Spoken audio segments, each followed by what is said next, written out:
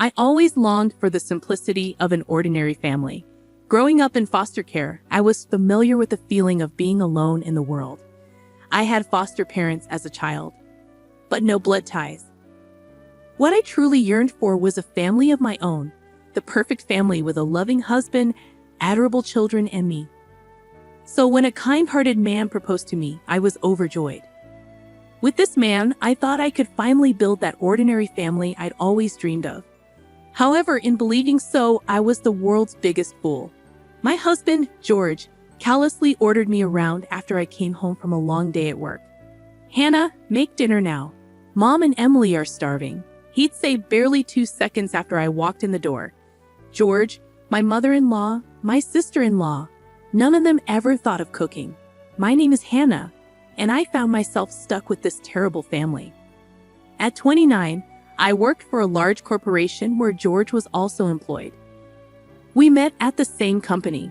George was 30 years old, but since he couldn't get into college right after graduating high school, we ended up graduating college at the same time. First of all, it's important to mention that George was currently unemployed. He had a dispute with his boss in the sales department and quit his job. George was angry, claiming his boss was cold-hearted, but I knew otherwise. Even though George and I were married, we worked in different departments of the same company.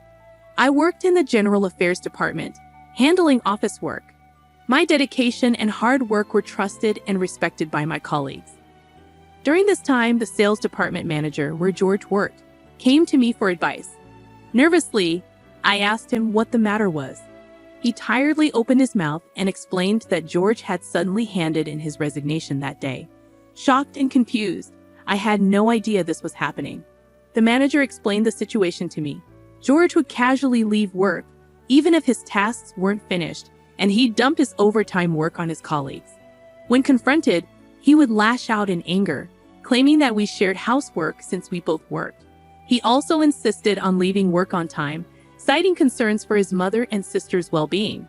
Feeling guilty and embarrassed, I apologized profusely to the manager.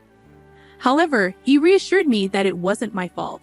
He expressed his disgust for George, who quit his job without consulting me, his wife. George believed he would quickly find a new job, but the reality was harsh. Despite his efforts in job hunting, he faced rejection after rejection. He resented his previous boss, convinced that he had sabotaged his chances with other companies. I can swear that my company does not engage in such practices. Even after submitting a resignation, it's common knowledge among working people to stay in the company for at least a month. There are matters like work handover and procedures to be dealt with.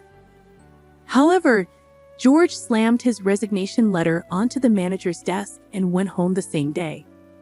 It was obvious to me that such an unreasonable person would not be hired by any company. George was content with giving his small severance pay to his mother and sister. He was raised in a single-parent family with his mother and sister Emily. Their father divorced his mother and left, which seems to have been a wise decision. Both my mother-in-law and Emily are healthy and capable of working, but they do nothing. I pay for living expenses and do all the work. Whenever I asked George to help out at home, he yelled at me saying, "My mother and Emily are my precious family, girl. You should be devoted to helping us out." It made no sense to me, so I snapped back at him. "Forget about your mother, but Emily is 23 years old. At least let her get a part-time job." George adored Emily a lot, who was 7 years younger than him. Emily was also taking advantage of George's kindness, pleading for pocket money. As I firmly refused to give her money, George started working part-time. It was a job managing a warehouse for a courier service. George told people around him that he quit his job at a major corporation because his family was sick. He is a man who lies as he breathes just to keep his reputation. And so, George's part-time earnings became Emily's dating expenses. Not doing any housework or work, Emily started going out with men. I was fed up with my mother-in-law stealing bills from my wallet out of her grief for money. Even if I talked to George about it, he would get mad at me saying, "Take care of my mom if you're my wife." This is why I can't stand people who grew up all alone in foster care like you. My mother-in-law scoffed at me, calling me wicked. I was living my days with the worst family.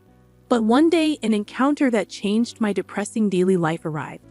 When I came home after buying groceries after work, there were unfamiliar shoes at the entrance, large-sized men's sneakers. I thought we had a guest over since the shoes were larger than George's. Then a young man popped out.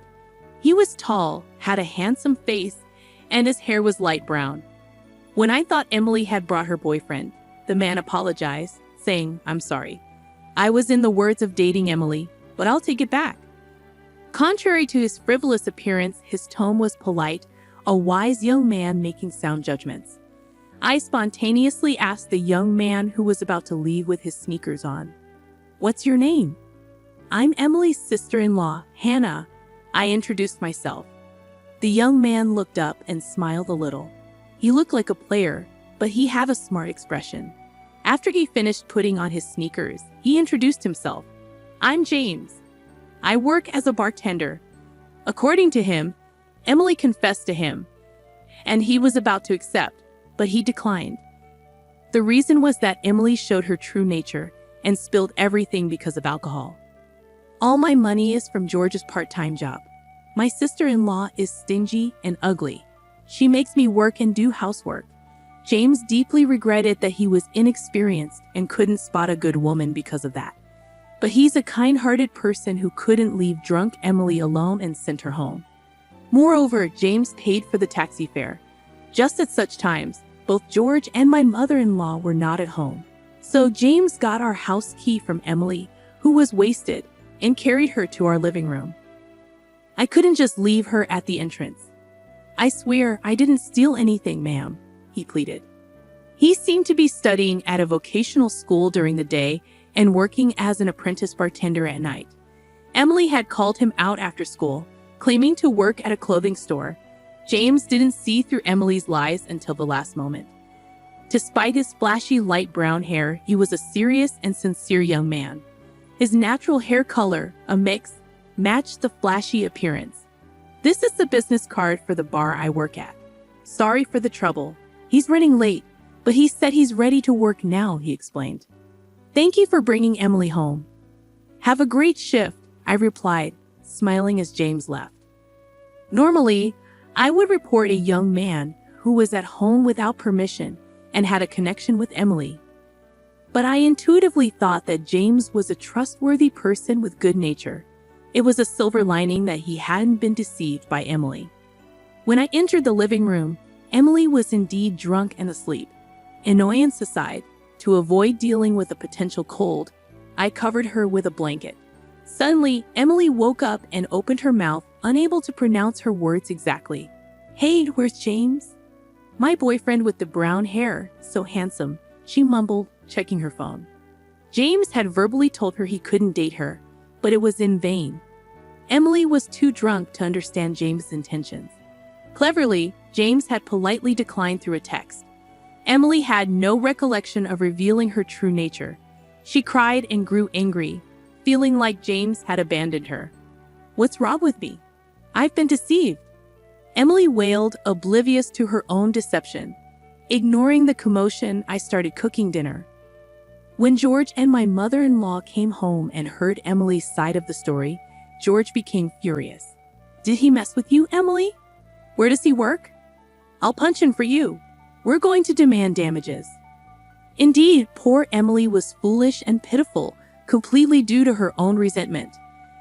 As I worried about causing trouble for James, Emily glared at me. "Anna, did you say something to James?" she demanded, showing me the text on her phone. The message read, "I can't date a liar."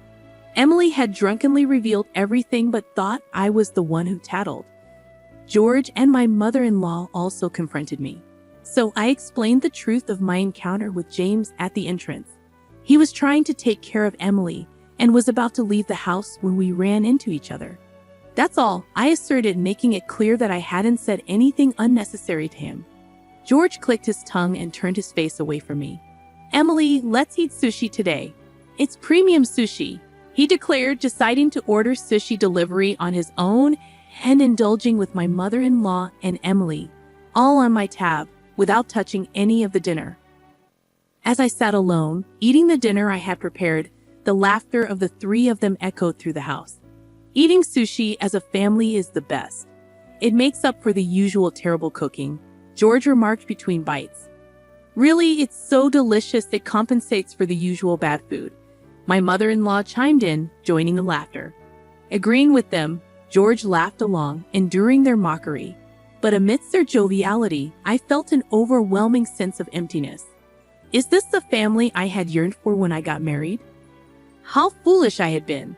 Suddenly, the face of my only family member, with whom I had become estranged after marriage, floated in my mind.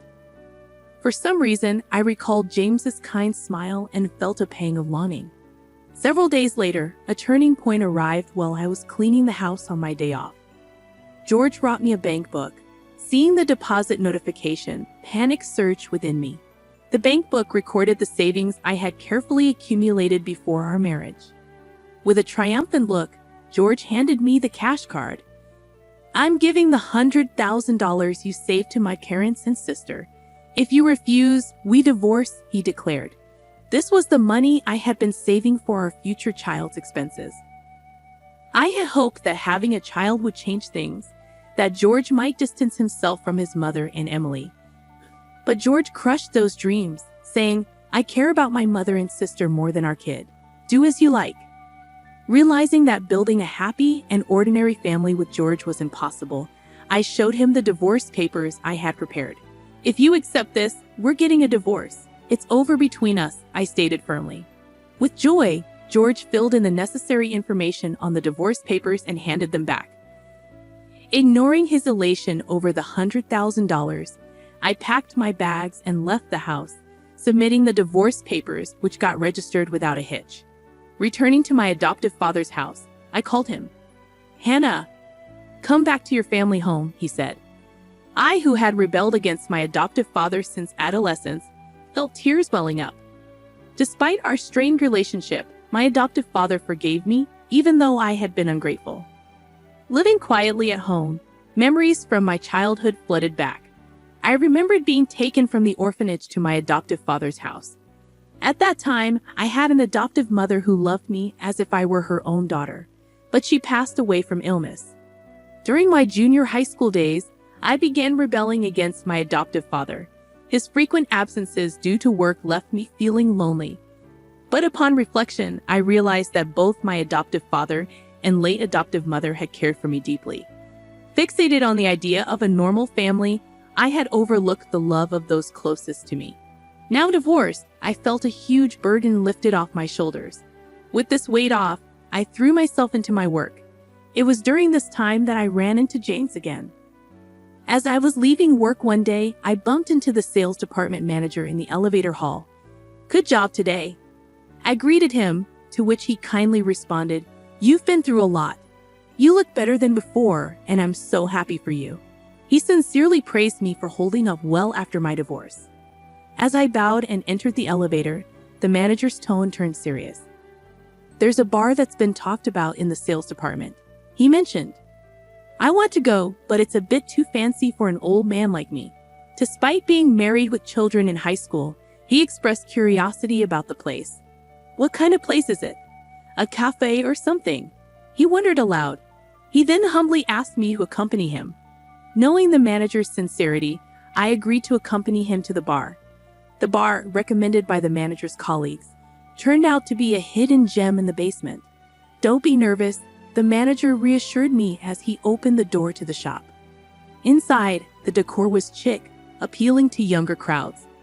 But what shocked me was when I looked at the bar counter and saw James, the bartender I had encountered before my divorce. He seemed a bit surprised but quickly greeted me with a smile. Welcome, it's been a long time, Hannah, he said. The manager, noticing their interaction, raised his voice. Do you know each other? The women in my department have been talking about a very handsome man working here. He looks like an actor, he chuckled. James, however, downplayed it. Not at all. I'm just an apprentice bartender. What would you like to order? As I was not accustomed to bars, I let James recommend a drink for me. Meanwhile, the manager opted for a non-alcoholic cocktail. The atmosphere was serene and the clientele were refined. During our conversation, James mentioned that his father was the owner of the bar, Despite my initial rebellion and college pursuits, I found myself inspired by my father's line of work. As we sipped our drinks, I mentioned my recent divorce. The boss, unusually furious, commented, "That woman's ex-husband is outrageous." "I shouldn't have given him a retirement allowance," muttered the boss. "But did you get drunk on a non-alcoholic drink?" James prepared a mint soda, smiling at me as I forced a smile. He offered the Minnesota to the boss for free. The boss calmed down a bit and, while drinking Minnesota, asked, "Hey, mister, do you send drinks from other customers like in dramas?" James laughed cheerfully at the boss's serious question. "Ah, I've never done it. Urban legend, perhaps." Amidst the pleasant atmosphere at the bar, my phone suddenly rang.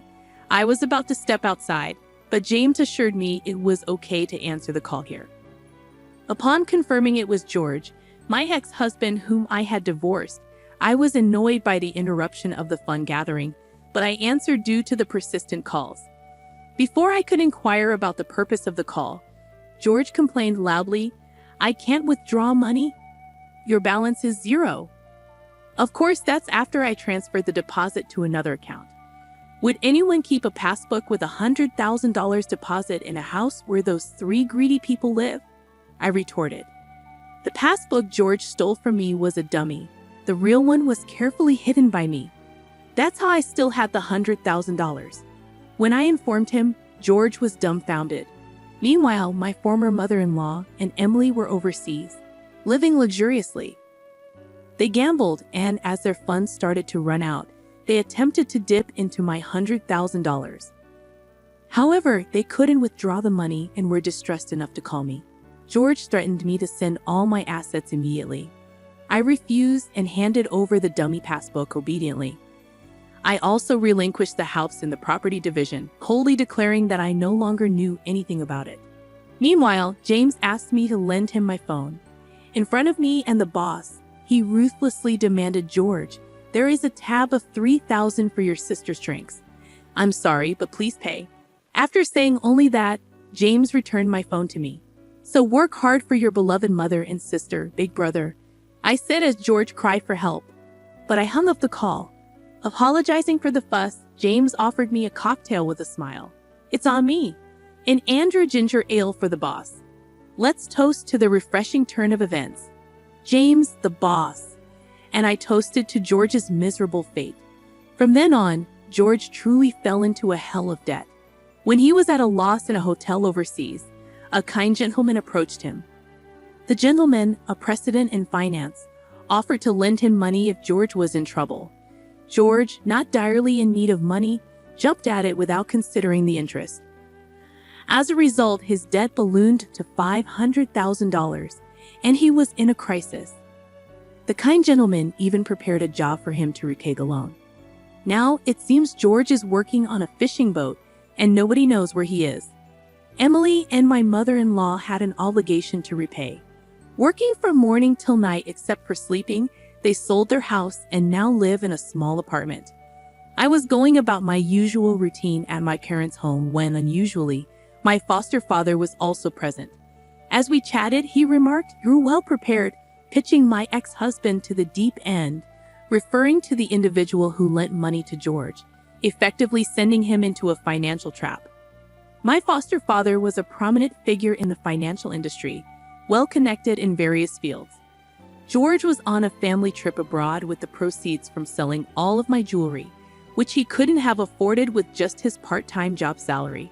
When I got married, my foster father had instructed me to safeguard two things: the jewelry and the house.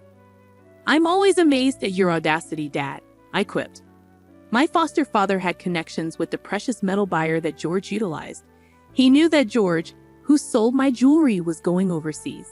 "You show up just in time in front of George, and you see through everything," I remarked, astounded by his foresight. Laughing, he mentioned that he also knew about my rapport with the young bartender. I nearly spat out my tea. I chuckled. The manager took a liking to James, so he brought other colleagues along to the bar. That's when my boss asked James, "Do you have someone you're interested in here? Be honest." Directed by my manager's leading question, James looked at me and confessed, "I like you, Hannah." If you're okay with someone as inexperienced as me, let's get together." Stunned, I reminded him of our age difference and my divorce. But James persisted, expressing his feelings earnestly. In an unexpected turn of events, I found myself with a 23-year-old boyfriend. My manager was overjoyed, declaring himself my wingman. I intended to tell my foster father about James later, but he found out when I mentioned visiting James' bar. "He's a very nice young man," my foster father remarked, contrasting him with George. My foster father had always been fiercely protective of me, and though he could be extreme, he was a kind father. I felt grateful to have him in my life. When I shared my plans to start a new family with James, he smiled and congratulated me. Next time, I plan to take a break and go to the hot springs with my dear foster father, with James joining us. I promised to marry James, and I could already envision a harmonious family dynamic between my father and James. With a smile, I reported my plans to my father, who returned the sentiment with warm congratulations. "Congratulations, Hannah," he said, sealing the approval for my new journey ahead.